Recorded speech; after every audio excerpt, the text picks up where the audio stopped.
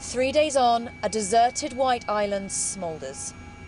Covered in ash, too dangerous to return to, the bodies of the victims lie somewhere amidst the desolate devastation. The names and images of the dead, and at least 9 missing, continue to emerge. Tourists and tour guides, parents and their children among the number. Jeff Hopkins and his daughter had just boarded a boat to leave the island when the volcano erupted. He helped tend to the injured. Everybody was severely burnt from every scale of burns, horrific burns of people that were coming on the boat, and people were just dealing with that. Some were screaming in pain, some were silent, some were just clearly shocked. 30 people are being treated in hospitals across New Zealand.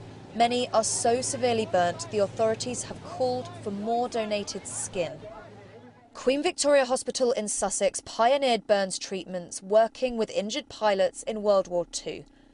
Experts here say chemicals in the volcanic gas will have compounded the injuries, and the prognosis may not be good. There's not only the thermal burn to the skin, but there's a very potent mixture of hot acidic gases that get inhaled by the victims of that particular tragedy, and that has a very serious effect on the body's physiology and being able to sustain life through breathing. See my burns go all the way up my arm. Polly Brooks suffered 45% burns when she was caught up in the Bali bombing. She says such injuries can remain both physically and psychologically traumatic. If you've got anything north of like 40–50% burns, quite often you might be in a coma, or you're in so much pain literally you can't move your arms, your legs or anything like that.